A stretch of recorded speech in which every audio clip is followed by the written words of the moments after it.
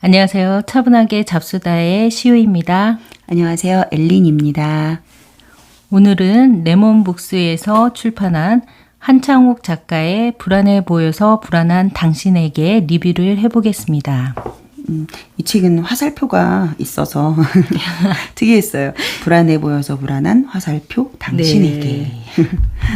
자, 먼저 작가에 대한 소개를 하자면 한창욱 작가는 첫 작품으로 베스트셀러가 돼서 수많은 화제를 불러일으킨 나를 변화시키는 좋은 습관의 저자입니다. 중앙대학교 예술대학 문해창작과를 졸업하셨고요. 저서로는 품격 있는 대화, 마음을 슬쩍 숨치는 기술, 나는 왜 사소한 것에 목숨을 거는가 등이 있습니다. 이 책을 간략하게 소개하자면요.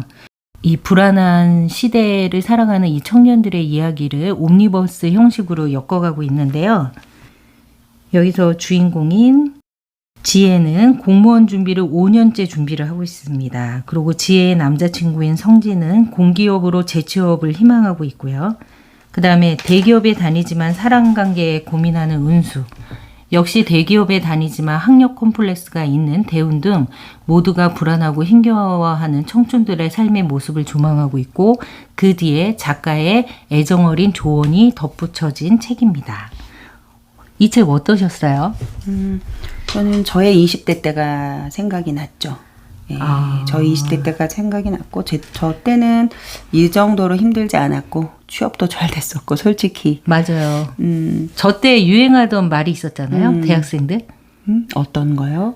놀고 먹고 대학생이라. 놀고 먹는 네. 대학생이었나? 놀고 먹고 대학생이었나? 저는 대학교 1학년 때 신나게 놀았고 예. 2학년 때까지도 놀아서 물론 그 당시에도 뭐 토플 준비한다고 22,000 단어 이런 거 끼고 다니긴 했지만 그런 거 하면서도 놀았고 잔디밭에 앉아서 막 친구들이랑 선배들이랑 이야기 나누고 동아리 활동도 열심히 했고 저는 대학 생활하면은 즐거운 것밖에 기억이 안 나요. 그러니까 저희 때가 제가 이제 그 엘린보다 약간 앞서긴 하지만 저희 때가 데모도 많이 줄어든 때였고 그다음에 학교 들어가서 고3 동안만 고생을 하고 대학교 생활은 정말 동아리 활동에 자유롭게 하다가 취업도 굉장히 많았어요. 취업문이 네, 취업도 굉장히 잘 넓었기 됐었고, 때문에 저 때는 거의 뭐 데모라는 게 없었기 때문에 예. 너무 재밌게 하다가 이제 뭐 3, 4학년 때는 그래도 전공 과목을 열심히 해야 되니까 열심히 공부하고 학점만 잘 받으면 대학원을 가든지 아니면 취업도 굉장히 잘 됐어요. 맞아요. 언어를 한 가지만 잘해도 스펙이 완성이 되는. 그러니까 지금하고는 엄청 다른 시대를 보냈던 것 같아요. 그래서 이걸 읽으면서 요즘 젊은이들이 힘들긴 힘들겠다. 그쵸. 그리고 특히나 저 때는 이렇게 뭐 사실 SNS가 없었기 때문에 여기에 나와 있는 이 부분 어디에도 행복은 없다. 아니 인터넷과 SNS에만 존재한다. 그 안에는 행복이 차고 넘친다. 뭐 부자 아빠, 아이돌 닮은 연인, 영혼의 분신 같은 친구들, 조각상 같은 몸매, 웃음이 넘쳐나는 가족 파티, 명품 옷과 가방, 정갈하면서도 고급스러운 음식, 여행지에서의 달콤한 휴식. 정말 이렇잖아요. 페북, 뭐 인스타 뭐 이런 거 다 봐도 이런 것만 올려요. 그쵸. 그 내부는 모르겠지만 맞아요. 그러면 특히나 20대들 앞다투어서 올리는 그 사진들에서 보면은 박탈감이 더 크지 않을까라는 있을 것 생각이 같아요. 들거든요. 네. 자신이 처한 현실도 힘든데 그쵸. 그런 사진을 통해서 느끼는 그 스토리들은 더 심할 것 같아요. 네. 그러니까 예전을 비유하자면, 그러니까 이 청춘들이 왜 그렇게 더 힘들까? 왜 이렇게 더 힘들 거라고 생각을 하세요? 우리 때랑? 그러니까 이제 시대가 달라졌고, 우리 때랑 비교하지 말고 지금의 나의 나이와 지금의 청춘들이 제가 지금 내 나이라고 그래서 뭐 더 좋은 건 아니잖아요. 여전히 힘들죠. 그런데도 이 청춘이 더 힘들 거라는데 동감을 하거든요. 네, 저도 아마 가장 큰 게 이렇게 열심히 살고 노력을 해도 취업이 안 되거나 돈을 못 벌지 않을까라는 불안이 그렇죠. 클 것 같아요. 불안감이 정말 클 것 같아요. 저는 이제 그 청춘들하고 지금의 나를 비교했을 때 차이점이라면 나는 터널을 경험을 했어요. 여러 가지 터널이 있잖아요. 저는 어쨌든 그 시간이 지나면서 그 어두운 터널들을 경험을 한 거죠. 지금도 여전히 내 앞엔 터널이 있지만 어느 정도의 터널일 거라는 감은 있는 거예요. 그러니까 그 감을 갖고 그 덜컹거리는 차지만 움직이고 간다면 지금의 청춘들은 뭐 차도 우리 경제 상황과 비교해 봤을 때 이제 차의 상태도 별로 안 좋아요. 별로 안 좋은데 그 어두컴컴한 터널을 막 통과하고 있으니까 얼마나 큰 두려움이 있겠어요. 그런 차이가 아닐까 싶어요. 그들의 두려움이 이해가 가는 거죠. 네, 그렇죠. 터널을 통과했냐 안 했냐. 자, 이 책을 읽으면서 제가 조금 인상 깊었던 한창욱 작가가 이 책을 어떤 마음으로 쓰게 되었는지 이 부분을 제가 좀 읽어드리고 싶었어요. 네. 그러니까 어느 날 이 작가가 서재에서 에밀리 이 디킨슨의 만약 내가라는 시를 발견했대요. 만약 내가 어떤 이의 가슴앓이를 멈추게 할 수 있다면 나 헛되이 사는 것은 아니리. 만약 내가 누군가의 아픔을 어루만져 줄 수 있다면, 고통을 잠시 먹게 할 수 있다면, 혹은 지칠 대로 지쳐있는 울새 한 마리를 둥지로 되돌아가게 할 수 있다면 나 헛되이 사는 것은 아니리. 이게 바로 작가가 젊은이들을 위해서 이 책을 쓰게 된 그런 마음이 들어가 있는 부분인 것 같아서 한번 읽어드렸습니다. 네. 저는 두 군데가 있는데요. 네네. 그 71페이지에 나와 있는 융합과 복합의 시대다. 한 가지를 특출나게 잘하지 못하더라도 적당히 잘하는 것 두세 가지를 합치면 그 능력이나 가치를 인정받을 수 있다. 저는 이게 정말 맞는 것 같아요. 뭐 내가 뭐 영어를 잘해. 그래서 영어를 나왔어. 그걸 전문으로 삼기로 했는데 사실 영어로 할 수 있는 일이 너무 많잖아요. 거기에 뭐 강의력을 더해서 어떤 센스나 이런 걸 더해서 어떤 다른 쪽으로 진출할 수도 있는 거고 또 그냥 조금 소질 있는 거 여러 가지를 융합한다는 아이디어가 저는 되게 좋았어요. 뭐 한 가지만 판다, 한 우물만 판다. 이건 옛날 얘기예요. 정말 하나만 잘해야지 성공하는 시대였잖아요. 지금은 모든 걸 다 잘하긴 어려우니까 한 세 가지, 두 가지, 뭐 네 가지, 그거를 그냥 웬만큼 하는 거죠. 그 기준은 뭐 사람마다 다르겠지만 저도 뭐 제가 하는 일이 사실은 이렇게 두세 가지가 융합된 일이기 때문에 저는 아직까지 살아남은 것 같아요. 일쪽에서. 이 부분이 굉장히 저도 젊은이들에게 해주고 싶은 얘기였어요. 너무 하나만 파는 거는 아닌 거죠. 물론 어떤 사람들은 뭐 취미가 직업이 된다. 하지만 그건 진짜 극히 드문 사례라고 생각하거든요. 사실은. 그러니까 시대가 바뀜에 따라서 정말 원하는 인재상이 참 많이 바뀌고 있으니까 예. 거기에 맞게 좀 몸을 움직여야 될 것 같기도 하고요. 그 엘리는 여기서 이제 지혜가 5년 동안 공무원이 되기 위해서 이제 공시족 생활을 하잖아요. 어떻게 생각하세요? 우리나라의 실제로 많은 젊은이들이 많아요. 이 줄을 서고 있는 그 공무원 라인 쪽에 줄을 서고 있는 현실에 대해서 어떻게 생각하시는지? 실제로 많아요. 그 한 친구는 대학교 2학년 때 이미 휴학을 해서 계속 휴학을 했어요. 그래가지고 지금 10년째 휴학생이에요. 그러니까 학교에서 그걸 계속 받아주진 않잖아요. 그래서 중간에 그 등록금을 넣어놓고 또 휴학하고 또 휴학하고 또 한 반학기 다니다가 휴학하고 계속 공무원을 준비하는 거예요. 물론 올해 드디어 이제 국회 공무원이 되어서 하긴 했는데 학업을 이제는 할 필요가 없어진 거예요. 근데 저는 꼭 학업을 마치라고 했어요. 힘들게 들어갔어요. 고3 때도 얼마나 열심히 공부한 친구인데 지금 2학년 2학기까지밖에 안 한 상태에서 국회 공무원이 된 거거든요. 꼭 학업을 마치고 네가 더 하고 싶은 공부가 있을 수도 있는데 대학원에 가서 힘들더라도 야간으로라도 어떻게 다니던지 계절학기 같은 거를 뭐 듣던지라도 해서 꼭 졸업을 하라고 했어요. 공무원에 그렇게 매달리는 이유를 저는 처음에 모르겠더라고요. 근데 딱 그거예요. 안정감. 그렇죠. 안정적인 직장. 아주 대단한 잘못을 저지르기 전까지는 잘린다는 개념이 없잖아요. 연금도 굉장히 매력적일 것 같아요. 네. 지금 네, 평균 노후를 연령이 위해서. 높아지면서 저희 고령화 사회 되는데 우리가 퇴직하고도 굉장히 많은 시간을 더 살잖아요. 그렇죠. 그거는 축복일 수도 있지만 어떻게 보면 또 재앙일 수도 있고 살아있는 사람이 그 돈이 없이 그 남은 시간을 산다는 게 연금 때문에도 그렇게 몰리는 게 아닌가 싶기는 해요. 맞아요. 근데 저는 그 공시족에 이렇게 머무는 그런 젊은이들 중에 정말 자기가 적성에 공무원이 맞거나 그쪽이 아니라면 정말 손을 잡고 다 끌고 나오고 싶네요.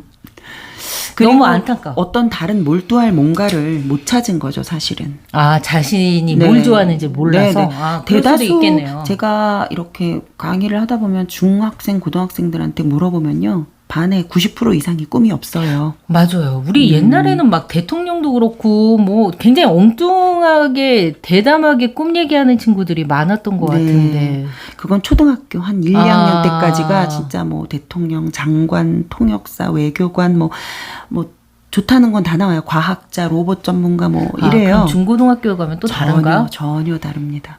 정말 꿈이 없고요. 지금은 코로나라서 더 해요. 되게 침대에 누워서 핸드폰을 그냥 온라인 스쿨을 지켜보는 그런 학생들이 정말 많고요. 꿈을 미리 진로를 정해서 나는 갈 것이다 하면서 그렇게 가는 친구들 몇 없어요. 아, 그러면 몇 자기가 없고. 뭘 좋아하는지 몰라서 거기 줄에 서 있을 수 있다. 네, 그래서 그냥 공무원이나 할까? 내가 그냥 네. 했던 게 공부니까 이런 친구들 근데 많죠. 저는 이제 이 상황을 이렇게 말씀드리고 싶은 게 연세대 100세 철학자 김영석 교수님이 계세요. 그러니까 지금 올해는 한 101세 되셨을지 모르겠는데 그분이 하시는 분이 이제 항상 유망한 직종이 뭔지를 이렇게 물어보는 사람들이 많다는 거예요. 앞으로 유망한 직종. 그거 너무 쫓아가지 말라는 거죠. 저도 공감해요. 어느 분야든 네가 열심히 해서 그 상위에 들면 충분히 먹고 산다는 거예요. 앞으로도 뭐 어떤 많은 직업이 없어지겠지만 또 굉장히 많은 직업들이 살아남겠죠. 그 안에서 자기만 열심히 하면 남들보다 잘 살 수 있는데 자기의 적성을 무시한 채 그 줄에 설 필요는 없다는 게 맞아요. 제 생각입니다. 저 동감합니다. 그리고 이 부분도 꼭 얘기해주고 싶은 게 이거예요. 우리는 완벽한 결정을 추구하지만 그것은 이상일 뿐 그 어디에도 완벽한 결정이란 없다. 완벽한 결정은 대개는 결과에 의해서 판가름 난다. 완벽한 결정을 내리고 싶다면 내 결정이 최선임을 믿고 노력해서 최상의 결과로 만들어 나가는 수밖에 없다. 네. 저도 보통 제 결정을 후회를 거의 안 하는 편이에요. 네, 그 결정을 하고 그냥 밀어붙이고 네, 그래서 그거에 대한 성과를 나름 다 있다고 자화자찬하면서 끝내는 편인데 웬만하면 회한을 남기지 않으려고 하죠. 네, 좋은 성격이시네요. 저는 불과 한 오래지 않았어요. 이제 남 탓하며 살지 말자라고 마음을 먹었던. 네. 그러니까 내 자신이 못한 건데 몇 년 동안 맨날 남편 탓하고 이렇게 탓을 하면서 살았는데 어느 순간 너무 나한테 발전이 없다. 이건 안 되겠다 싶더라고요. 그래서 자기 스스로 한 결정에 책임을 지고 그것의 최선의 성과를 만들려고 하는 게 가장 좋은 거죠. 저는 이걸 읽으면서 이제 질문을 하고 싶었는데 20, 30대 젊은 사람들한테 엘리는 어떤 얘기를 할 수 있을까요? 저는 아마 이 책에 나와 있는 그게 맞을 거예요. 능력을 다각도로 좀 개발해라.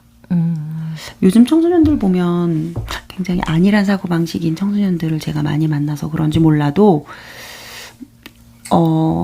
평생 죽으면 늘 누워있는 건데 누워있을 건데 눕지 말고 일어나서 코로나라고 하더라도 마스크 쓰고 도서관 갈 수 있어요. 마스크 쓰고 한강고수부지라도 가서 독서라도 할 수 있는 거고 정말 할 수 있는 일이 많아요. 자기 몸 조금 움직여서 저는 많이 알아보고 호기심이라는 거를 잃지 말아라고 얘기하고 싶어요. 정말 요즘 중학생도 그렇지만 얼마 전에 만난 중학생도 마찬가지지만 너 소원이 뭐야? 그랬더니 자기가 검색을 하다가 전자동 침대를 하나 발견을 했대요. 그 침대는 800만 원인가 1000만 원인가 하는 침대더라고요. 근데 누워서 모든 리모컨이 그 옆에 다 있어요.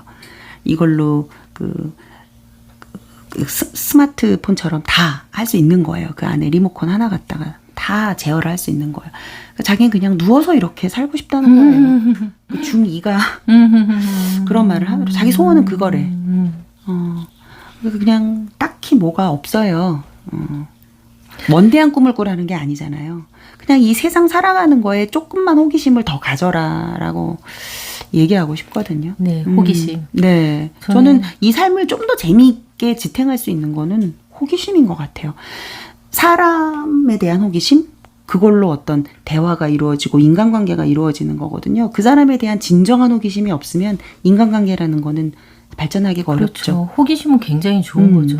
근데 이제 대다수가 너무 의욕이 떨어진 지금 그리고, 그런 상태예요. 예, 불안한 상태의 네. 젊은이들을 위해서 내가 해줄 수 있는 말은 저도 사실 그렇게 말할 수 있는 이렇게 잘난 척 할 수 있는 꼰대 입장이 아니라서 그렇게 대단한 말은 못 해줄 것 같고 그냥 저희 엄마가 말씀하신 것처럼 그냥 다 사람은 먹고 살게 돼 있어 이렇게 편한 말을 해줄까요?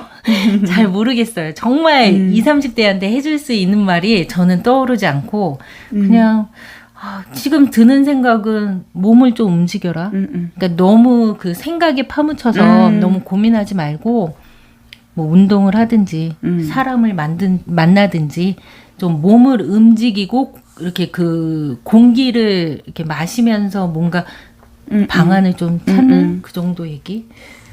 그리고 또 한 가지 질문을 한다면 20, 30대로 돌아간 엘린에게는 어떤 말을 해주고 싶으세요? 20, 30대로 저는 그때 나름 굉장히 치열하게 살았어요. 되게 치열하게 살았고 저는 저희 아이들하고 다른 분들하고 얘기해 보면 전 조금 달랐던 게 목표가 확실했어요. 그래서 되고 싶은 것도 확실했고 하고 싶은 게 확실했었기 때문에 저는 엘리는 그대로 지금도 갔어요. 에너지가 넘치잖아요. 네, 하고 싶은 게 확실히 있기 때문에 드문 케이스야. 맞아요.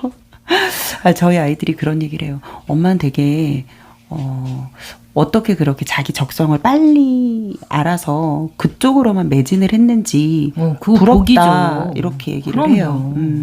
저도 평생 제가 도대체 뭘 잘하는 게 있을까를 의문을 갖고 살던 사람인데 그렇게 빨리 자기가 잘하는 걸 발견해서 했다는 건 그건 되게 복이에요. 그리고 좋아하는 걸 업으로 삼았다는 거에 대해서 굉장히 만족하죠. 그렇죠. 그래서 그리고 어쩌면 제가 좀 덜 욕심쟁이라서 그럴 수도 있어요. 좀 더 레벨을 높여서 뭔가 네. 더 높은 거, 더 높은 자리에 올라야지 막 그렇게 하지 않고 지금 내가 하는 게 너무 좋다라고 생각하고 사는 거 안분지족의 삶. 제일 중요한 거 아니에요. 그리고 제가 봐도 어떤 특정하게 잘하는 부분이 있었잖아요. 그게 있었던 게 도움이 됐던 거죠. 근데 요즘 친구들은 그걸로 만족하지 않더라고요. 그러니까 그거에 하나 더요. 뭐 이렇게 그렇게 자라왔으니까 네, 그 풍족한 그래서, 시대에 굉장히 많은 스펙을 쌓고 왔는데 네. 그래서 더 힘든 거 아니겠어요?